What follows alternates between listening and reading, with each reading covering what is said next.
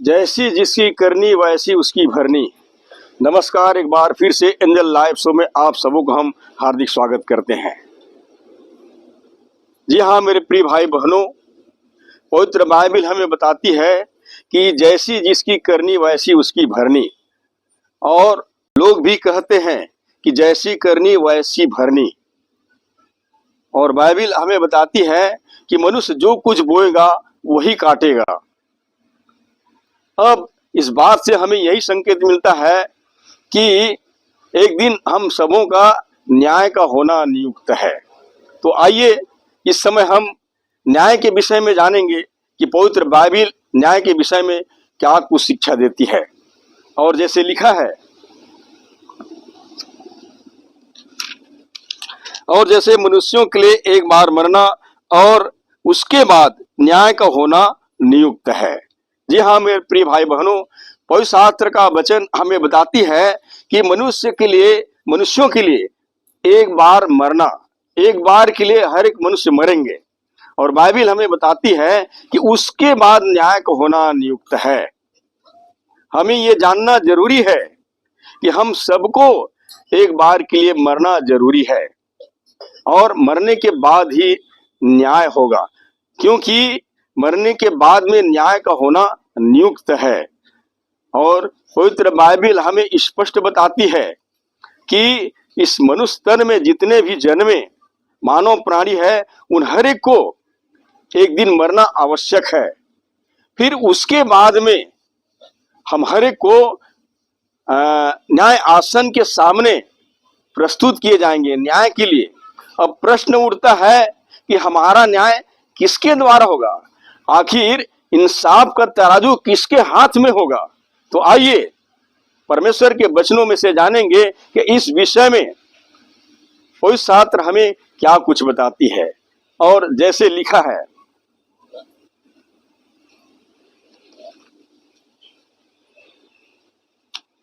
क्योंकि अवश्य है कि हम सबका हाल मसीह न्याय आसन के सामने खुल जाए कि हर एक व्यक्ति अपने अपने भले बुरे कामों का बदला जो उसने देह के द्वारा किए हो पाए। पवित्र बाइबल इस बात की स्पष्ट बयान करती है कि हम सबका न्याय केवल और केवल मसीह यीशु के द्वारा होना नियुक्त है। और पवित्र शास्त्र का वचन हमें स्पष्ट बताती है हम हर एक का हाल मसीह न्याय आसन के सामने खुल जाएंगे। हम देह के द्वारा जो कुछ भी किए हैं, चाहे हम गुप्त में किए हों या प्रकट रूप से किए हों, भला किए हों या बुरा किए हों, हर बातों का न्याय होगा। लेकिन वो न्याय मसीह न्याय आसन के सामने प्रभु यीशु मसीह के द्वारा होना नियुक्त है। और जैसे पवित्र शास्त्र का वचन हमें और भी बताती है, और जैसे कि लिखा है, क्योंकि उस दिन ठहराया है जिसका वह उस मनुष्य के द्वारा धर्म से जगत का न्याय करेगा, जिसने उसने ठहराया है और उसे मरे हुए में से जिलाकर यह बात सब पर प्रमाणित कर दी है। जी हाँ मेरे प्रिय भाई बहनों, प्रभु यीशु मसीह को मुर्दा में से इसलिए जिलाया कि वो सबका न्याय करे, सबका न्याय करे। पवित्र बाइबल हमें बताती है कि स्वर्ग में और मनुष्यों के बीच में और कोई दूसरा नाम नहीं दिया गया जिसके द्वारा हम उद्धार पा सके। स्वर्ग में और मनुष्य के बीच में और कोई दूसरा नाम नहीं दिया गया है। प्रभु यीशु मसीह को छोड़ और कोई दूसरा नाम नहीं दिया गया है। प्रभु यीशु मसीह है जो हम सबका एकमात्र उद्धार करता है, और उसी के हाथों में हम सब का न्याय होना नियुक्त है। क्योंकि पवित्र बाइबल हमें बताती है एक दिन परमेश्वर ने ठहराया है कि हम हर एक का धर्म से न्याय किया जाएगा। और प्रभु यीशु मसीह का न्याय पक्षपात नहीं होगा, निष्पक्ष न्याय होगा। वो यहाँ नहीं, उस समय ये नहीं देखा जाएगा कि कोई राजा है तो कोई रंक है, कोई भिखारी है तो कोई बलवंत है तो कोई कमजोर है, ऐसा देखा नहीं जाएगा। उसके आगे निष्पक्ष न्याय होगा, सबका निष्पक्ष न्याय होगा, किसी का पक्षपात न्याय नहीं होगा। और पवित्र शास्त्र में जैसे हमने पढ़े, धर्म से जगत का न्याय करेगा जिसने उसने ठहराया है और उसे मरे हुए में से जिलाकर यह बात प्रमाणित कर दी है। यहाँ मेरे प्रिय भाई बहनों, आज जानना जरूरी है कि यीशु मसीह ही एक ऐसा शख्स है जो मुर्दा में से जी उठा था। वही एक पहला व्यक्ति है जो मुर्दा में से जी उठा, और परमेश्वर ने उसे इसलिए दिलाया कि वो सबका न्याय ठहरे। और आइए जानते हैं कि प्रभु यीशु मसीह ने इस विषय में क्या कुछ कहा है। जैसे प्रभु यीशु मसीह ने कहा था, पिता किसी का न्याय नहीं करता, परंतु न्याय करने का सब काम पुत्र को सौंप दिया है, कि सब लोग जैसे पिता की आदर करते हैं वैसे ही पुत्र का भी आदर करें। तो मेरे प्रिय भाई बहनों, जिस तरह से हम ईश्वर का आदर करते हैं, परमात्मा का याद करते हैं, आदर करते हैं, परमेश्वर का आदर करते हैं, वैसे ही हमें आज उसके पुत्र प्रभु यीशु मसीह का भी आदर करने की जरूरत है। क्योंकि प्रभु यीशु मसीह ने स्पष्ट कहा है, पिता किसी का न्याय नहीं करता, परंतु न्याय करने का सारा अधिकार, सारे काम पुत्र यानी कि प्रभु यीशु मसीह को सौंप दिया गया है। और जैसे कि उसने कहा, जो पुत्र का आदर नहीं करता वह पिता का आदर जिसने उसे भेजा है आदर नहीं करता। हम परमेश्वर का कितनों भी आदर करें, लेकिन पुत्र प्रभु यीशु मसीह का आदर नहीं करते हैं, तो हम पिता का भी यानी कि परमेश्वर का भी आदर नहीं कर रहे होते हैं। इसलिए आज इस बात को समझना होगा, यदि हम परमेश्वर का आदर करते हैं तो हमें पुत्र प्रभु यीशु मसीह का भी आदर करने की जरूरत है, क्योंकि वही एकमात्र हमारा न्यायाधीश है। यदि हम अपने जीवन में प्रभु यीशु मसीह को आदर देते हैं, इज्जत देते हैं, तो अवश्य है कि वो हमारे तमाम पापों को क्षमा करने में धर्मी है, क्योंकि पवित्र बाइबल हमें बताती है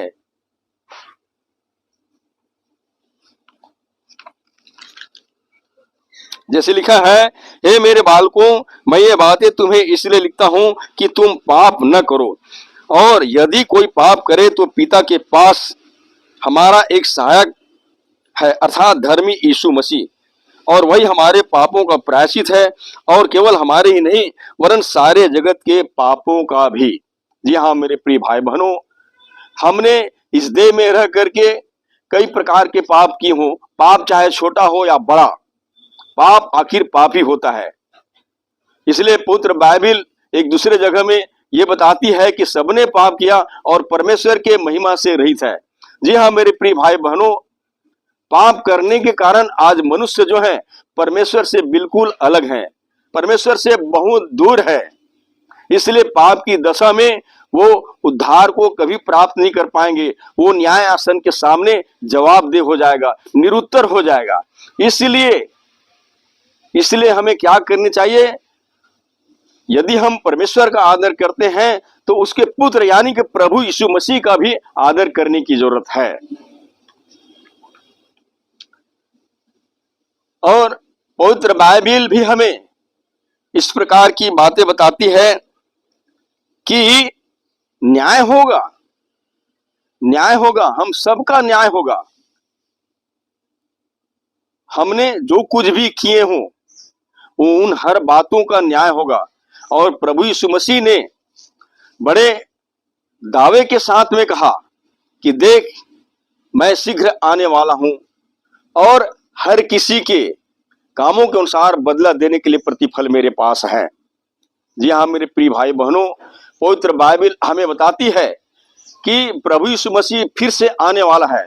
एक बार वो इस पृथ्वी पर आया था तो उद्धार देने के लिए आया था, लेकिन अब आएगा तो उद्धार देने के लिए नहीं आएगा, वो सबका न्याय करने के लिए आएगा। इसलिए उसने जो अपने वचन को दे दिया है, सुसमाचार को दे दिया है, तो आज हर एक मनुष्य के लिए यह अवसर है कि वो सुसमाचार की आज्ञाओं को माने। अन्यथा प्रभु यीशु मसीह ने स्पष्ट अपने दावे में कहा है कि देख मैं शीघ्र आने वाला हूं और हर किसी के काम के अनुसार बदला देने के लिए प्रतिफल मेरे पास है। और बाइबल हमें बताती है कि यीशु मसीह आएगा जरूर आएगा। अब कई लोग बोलते हैं कि कितने दिनों से लोग यही बातें कर रहा है कि यीशु मसीह आएगा, यीशु मसीह का आगमन होगा, लेकिन सब कुछ ऐसी कैसी है। लेकिन प्रियो, यीशु मसीह के आगमन में विलंब इसलिए हो रहा है, देर इसलिए हो रही है कि जितने भी हमने पाप किए हैं उन तमाम पापों से हम मन फिराएं। हमें मन फिराने का अवसर दिया गया है ताकि उसके आने तक हम अपने आप को तैयार कर सके और मसीह न्याय आसन के सामने खड़े हो सके। प्रभु यीशु मसीह का आगमन शीघ्र होने वाला है, शीघ्र ही होने वाला है। उसने कहा है ना, देख मैं शीघ्र आने वाला हूं। वो देर नहीं करेगा। देर इसलिए हो रहा है कि हम सबों को मन फिराव का अवसर मिले। और पवित्र बाइबल भी इस बात को स्पष्ट रूप से बताती है। और जैसे कि लिखा है,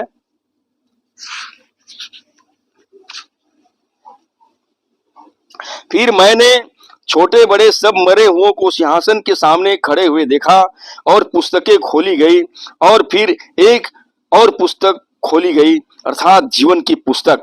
और जैसा उन पुस्तकों में लिखा हुआ था वैसे ही उनके कामों के अनुसार मरे हुओं का न्याय किया गया। और जिस किसी का नाम जीवन की पुस्तक में लिखा हुआ न मिला वह आग की झील में डाला गया। तो जी हाँ मेरे प्रिय भाई बहनों, यीशु मसीह आएंगे, उस दिन मुर्दे जी उठेंगे। और पवित्र बाइबल हमें बताती है हर एक को मसीह न्याय आसन के सामने न्याय के लिए पेश किया जाएगा। जी उठने का मतलब है उस दिन हर एक का पुनरुत्थान होगा। पवित्र बाइबल हमें बताती है जिसने भलाई के काम किए हैं उनको जीवन के पुनरुत्थान के लिए जिलाया जाएगा, और जिसने बुरे काम किए हों उनको दंड के पुनरुत्थान के लिए जिलाए जाएंगे।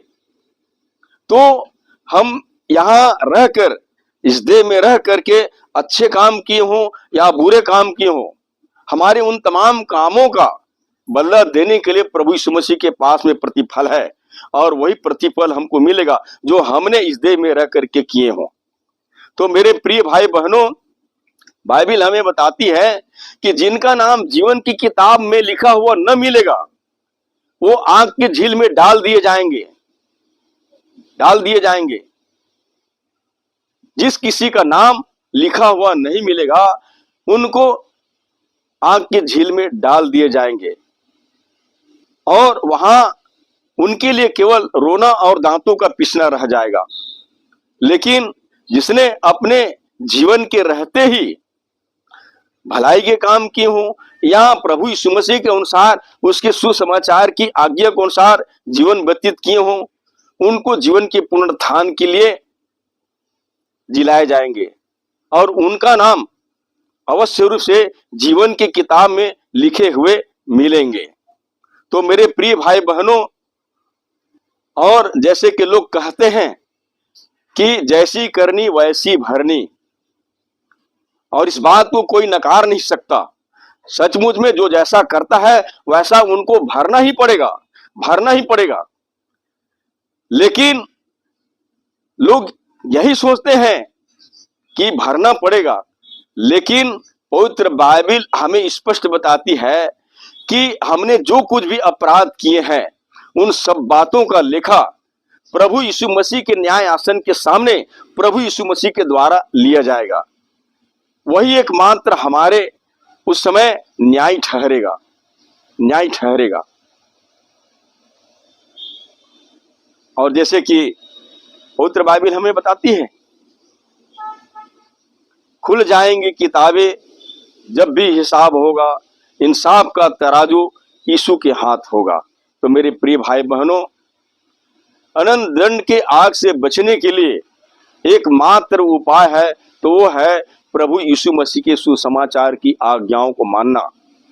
जो व्यक्ति अपने जीवन के रहते ही प्रभु यीशु मसीह के सुसमाचार की आज्ञाओं को मानेंगे और उसके सुसमाचार के आज्ञाओं के अनुसार जीवन व्यतीत करेंगे, तो अवश्य रूप से उनका नाम जीवन की किताब में लिखा हुआ मिलेगा, और उन्हें अनंत काल तक जीवन और शांति की प्राप्ति होगा।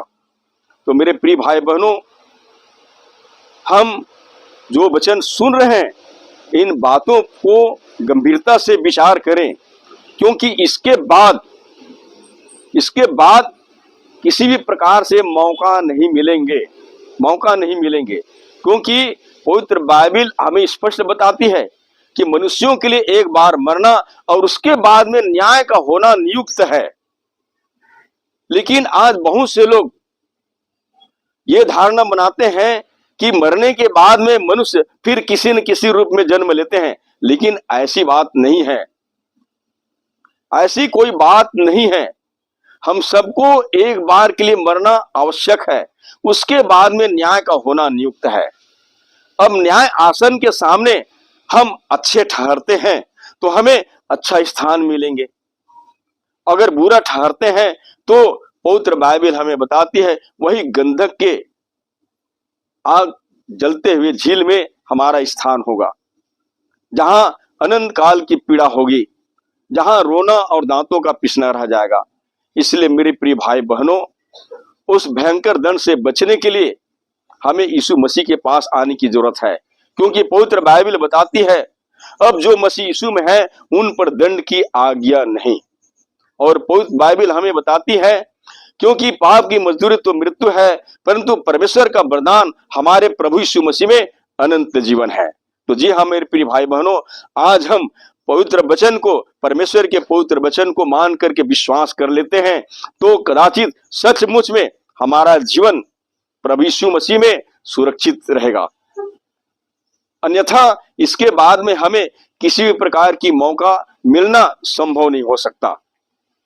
तो हम यही बताना चाहते हैं कि आप अपने जीवन, इसी जीवन के रहते ही मसीह के सुसमाचार पर विश्वास लाएं और अपने तमाम पापों से मन फिराएं और प्रभु यीशु मसीह का अंगीकार करें कि वो परमेश्वर का पुत्र है, और प्रभु यीशु मसीह में बपतिस्मा ले, क्योंकि प्रभु यीशु मसीह ने स्वयं कहा जो विश्वास करे बपतिस्मा ले उसी का उद्धार होगा। तो मेरे प्रिय भाई बहनों, यदि हम ऐसा करते हैं तो अवश्य रूप से हमें पापों की क्षमा, छुटकारा, उद्धार और अनंत जीवन प्राप्त होना संभव हो सकेगा। बस यही उम्मीद के साथ परमेश्वर आप सबको आशीष दे। धन्यवाद।